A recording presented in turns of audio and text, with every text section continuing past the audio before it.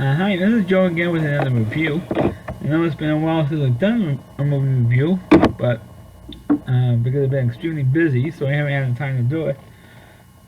So obviously doing one now, and the movie we're going to be discussing in this video is the 2022 film Top Gun Maverick. So of course Tom Cruise and Val Kilmer. Of course, this movie it was 36 years in the making. Literally, it's like one of the longest stretches you have between sequels of an extremely big hit, which was, of course, the original Top Gun movie came out way back in 1986, and it was the biggest money-making movie of that year. Even though Platoon, which is I consider one of the worst movies to ever win the Oscar for Best Picture, was the one that won the Best Picture Oscar for the movie year 1986. Well, anyway, Top Gun Maverick. And the reason why it took so long in making it is because Tom Cruise, for some reason, Tom Cruise had the final say in the movie, for the plot, and had the last right. He had the final say on how where the movie or how the storyline, I should say, of his character went along.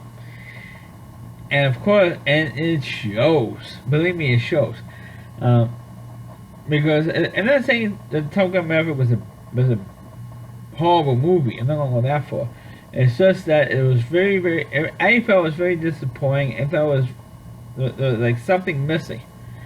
And even though this movie is about 20 minutes long, 20 to 25 minutes longer than the original film, but there was still something missing. And of course, the thing that was missing was there was no Kelly McGillis, there was no Meg Ryan. There were two major characters from the original movies, not in this one. And also, other than Val Kilmer, no one else from the original. And I think I should mention not just Tom Cruise, but Val Kilmer as well, were the only two actors from the original movie in this one. So that's what I mean by something lacking. Because, like I mentioned before, the two major, I'm talking about major people who were not in the original movie, not in this one, of course, were Kelly McGillis and Meg Ryan. Of course, Meg Ryan wasn't even asked to be in this film. And people said, wait a minute, Meg Ryan was in the original Top Gun? Yes, she was. She played the role of Goose's wife in the original movie. And of course, Kelly McGillis played Tom Cruise's love interest in the original film, plus also was one of his instructors. The reason why she was not in the second movie is because of two things. One, she got too old, and two, she got fat. And she gained weight. So for those two reasons, she did not agree to do the second film, because in her words, she was like too old and too fat to play that character again, or they had the love interest or to be the love interest in this film.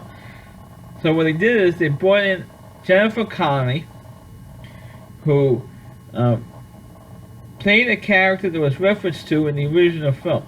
Of course, what I mean is, in the original movie, when Tom Cruise tried to pick up Kelly McGillis' character in the famous bar scene, when he's singing the song "You Lost Your Loving Feeling," he did that bit with another woman who was just referenced in the film, but he never saw in the original film, and there was the character Penny Benjamin, who was a daughter of a Navy admiral, who Tom Cruise tried to pick up in a bar, which is a similar thing he did when he picked up Kelly McGillis' character in the bar, or in that bar scene. So Penny Benjamin was referenced in the original film, but you never actually saw her in the original film. So this time, okay, let's bring in infamous Penny Benjamin, who was referenced in the original movie. So that's the character that Jennifer Connelly plays, and Tom Cruise or Maverick has a relationship with Penny Benjamin in this movie. She plays the love interest. And for Top Gun Maverick, which of course is an insult to any. I mean, I'm not knocking Jennifer Connelly's performance. I mean, I thought she was very, very good in the film. Of course, she's also very beautiful to look at, which isn't a bad thing. But it was something like I don't believe the chemistry between Jennifer Connelly and Tom Cruise in this film. It was like almost like forced because Kelly McGillis was not in the film, so they had to you always gotta have a love interest for Tom Cruise in any of these movies, and so you gotta have someone else in. You gotta have some beautiful woman in there, and that's what happened. Now, of course, the plot of Top Gun Maverick is Maverick, after all these years of being in the Navy, he's now a test pilot, and doesn't really explain what happened to him in Top Gun before. What I mean by that is, at the end of in the original Top Gun film, Tom Cruise or Maverick decided he wanted to be an instructor at the elite naval pilot school, which was nicknamed Top Gun. He decided he wanted to be an instructor at the elite weapons fighter school at the end of the film. So he never really knew what happened between the end of the original film and this one, as to why he's no longer working at or is no longer an instructor at Top Gun. It's implied in this film that he burned too many bridges. That was the reason. He burned too many bridges in the school. So he decided he got transferred out, or he was fired from that position, and now he is a test pilot. Testing the newer planes, or how the plane will fly at a certain altitude, or go to certain dives. They would pull out of it, pull out of certain dives, or go at certain speeds and stuff. That's what he was doing. And then the Navy decides to contact him because he did something they wasn't supposed to do on a particular test flight. So of course the higher ups in the Navy got ticked off at him, and they wanted to fire him or finally muster him out after over 30 years of service, in the Navy, and they want to finally kick him out. And then meanwhile, there was a certain admiral, right? Tom Kaczynski, of course, is the real name of Iceman, decides to pull some strings for Maverick and get him a job back at Top Gun, and to teach a group of graduates, for this top secret mission, which of course you do see towards the end of the film. But the problem is, of course, the people who Tom Cruise or Maverick is teaching, they're all already graduates from Top Gun. They're all Top Gun graduates. So I'm like, what's the point? And I'm like, what the hell is the point? If all these people were graduates already, if all these pilots were already graduates from Top Gun, why is he teaching them? I mean, the logic there doesn't make sense. But he wants Maverick because the Navy wants Maverick to teach these kids this particular mission and how to fly the particular way, like he's been doing with his test flights of this particular plane. The Navy wants Maverick to teach these Top Gun graduates to fly this particular mission and to do these types of exercises, see if they can physically do this mission. And at first, Maverick was reluctant to do it, and he's like, and then he has the one big scene with Iceman, and this is the only scene that Iceman is in this movie, or Val Kilmer, I should say.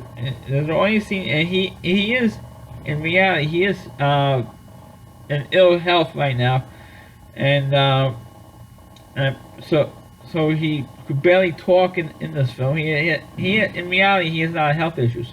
Val Kilmer does, and so they put that into the film, and eventually, not too long after this scene, Iceman dies, and they do have a funeral for Iceman, and unfortunately, only Tom Cruise, like I said earlier, he's the only character, any other actor from the original movie in this scene. In the film was seen and you expect maybe to see Iceman Slider, who was his VO, his rear in operations guy who was in the plane with Iceman during the original Top Gun film. You don't see him. You don't see Tom Skerritt.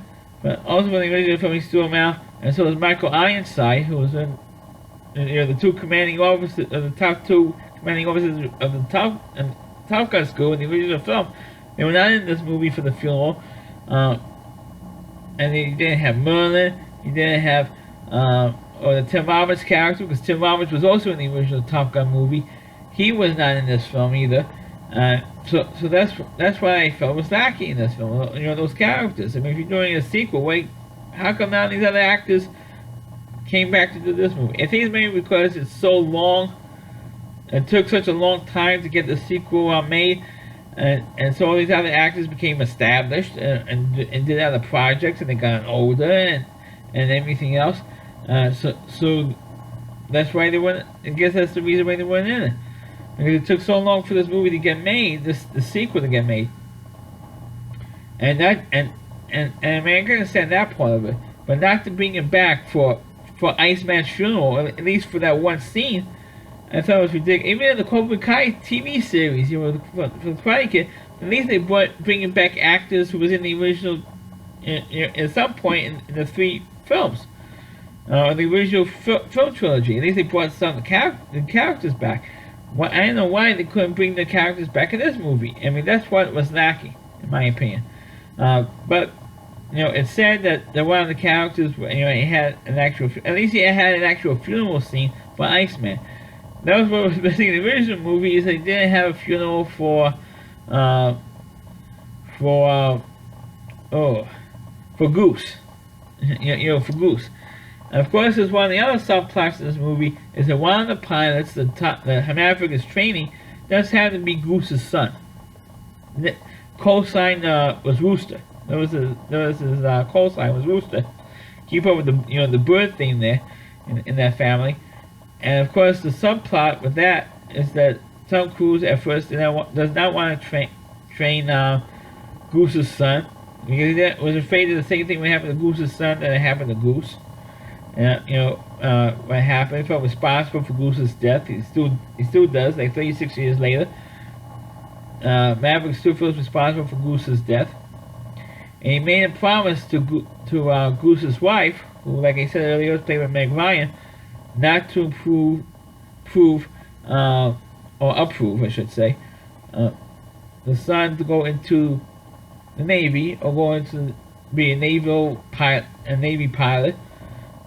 So he said no. He put a kibosh on the application, on Rooster's application to the Navy, and so there was a lot of bitterness going on between the two characters. And of course, all the bitterness went away at the end of the movie. Now, I'm not going to give anything away. I think we all know how, when the movies have been out, it's been on DVD, it's been on cable, so we all know how, many people know how this movie ended, and we find out how it ended, what happened, and that everything turns out okay at the end of the movie, and they accomplished the mission at the end of the film. But the problem that I feel with Top Gun Maverick, it plays more like an Iron Eagle movie than Top Gun. Because Iron Eagle, that was a series that was about maybe, I think, about 4 or 5 different films in that series that came out in the late 80s and early 90s. And it feels like it's an Iron Eagle movie around the Top Gun character Maverick. And that's what it feels off to me. It feels like it's more standoffish. I feel, of course, this movie, like a lot of sequels that Hollywood came out with just for money-making purposes, but like I said, it took 36 years to make this movie, and it's a shame because, like I said in the earlier part of the review, I feel like there's something missing in Top Gun Maverick. Now, I don't hate the movie, and I'm not saying the movie doesn't have a plot, but I feel like it has maybe 1 or 2 many different plot points in this movie, and some points are trying to compare it to the original film, or trying to make it like the original film. In one particular sequence, well, of course, in the original film you had Iceman, Slider on one side, and you had Maverick and Goose playing volleyball on the beach. Now, in this movie, instead of playing volleyball, they're playing football on the beach. Okay, so they're trying to like reinvent or trying to reinvent the wheel for a new generation of moviegoers, and of course people who were around, like I was, when the original movie came out, they're trying to compare, trying to revigorate what made the original movie work, and unfortunately it didn't quite work in this movie because I felt there was something lacking, and it's because the chemistry between the characters, and that's what I felt was lacking in this particular movie.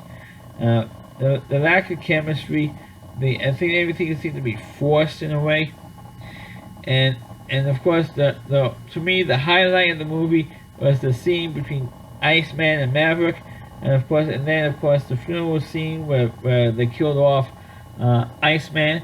And of course the Navy is very, very happy over that because Iceman was the one who was protecting Maverick and making sure he has a job in the Navy, he doesn't get kicked out. Because Iceman made it all the way up to Admiral. He was actually the commander of the Pacific Fleet in the Navy. And of course, one of the problems, of course, with Maverick, with his, being, excuse the pun, being a Maverick, he only rose to make a captain. Like 36 years later, he was still a equipment captain. And meanwhile, you have Iceman. He rose to the rank of Admiral and was the commander of the whole Pacific Fleet.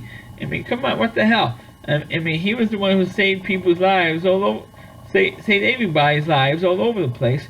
In the battle at the end of the original movie, he fought in the first Gulf War, fought in the second Iraq War. I mean, he saved people all over the place. And meanwhile, he can't get past captain because of his quote unquote attitude.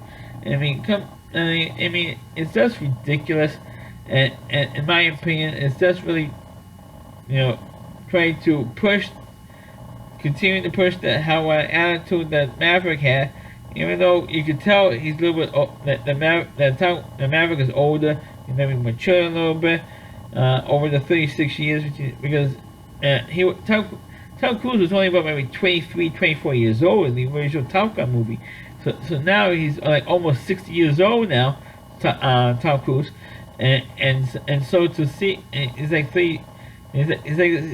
about 50, he's about almost 60 years old, Tom Cruise, and so of course you're gonna be more mature and everything else, but regardless, he's still labeled as the carefree, wheeling dealing guy you saw in the original movie, which he has.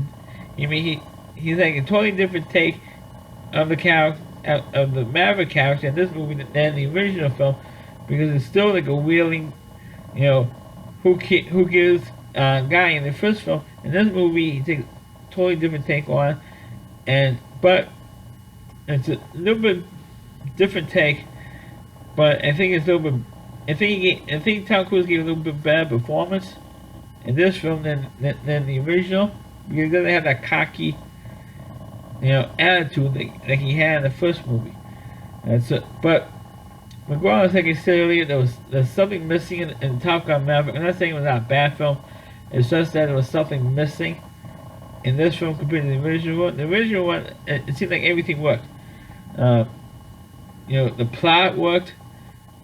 Even though the romance is what everybody was bugged about in the original film, because the other thing, the chemistry, the thing that the romance worked, not what was forced, I should say, in the original film. But I thought that kind of worked. You can see there was a chemistry there between Kelly McGillis and Tom Cruise in the original film. But in this movie, I think it felt like everything was forced, on the audience. Because like I said, because Kelly McGillis was on it, like Ryan. As a matter of fact, Goose's wife was played by Meg Ryan in the original film. She was killed off in this movie because Tom Cruise mentioned that she died, like a few years later. That after Goose's death, she ended up dying. That's why Meg Ryan was not in this film, because she died, or Goose's wife died.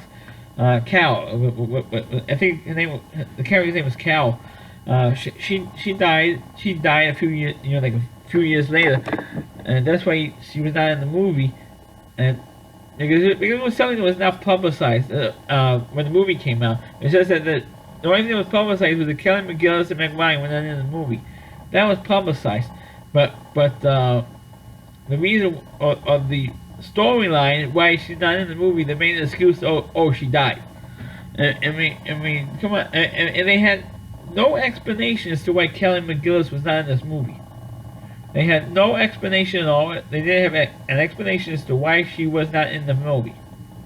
They had no explanation at all what happened to Kelly McGillis' character. You didn't have any references to her at all in this movie. And I watched the movie twice already since I bought the DVD. I seen the movie twice. Once for myself and played it for my father. And there's no explanation for it. I said I don't want to give away. I said to my father I don't want to give away too much. But I thought it was a little. I just felt that the movie was disappointing. I mean, I liked the plot. But I thought it was just disappointing. I just thought it was disappointing. I'm not going to hate myself if I watch the movie again. I'm not going to hate myself for watching it. But I just felt that Top Gun Maverick was very, very disappointing. And like I know I mentioned it a few times already, but it was something missing in this movie that the other movie had, and this movie didn't have.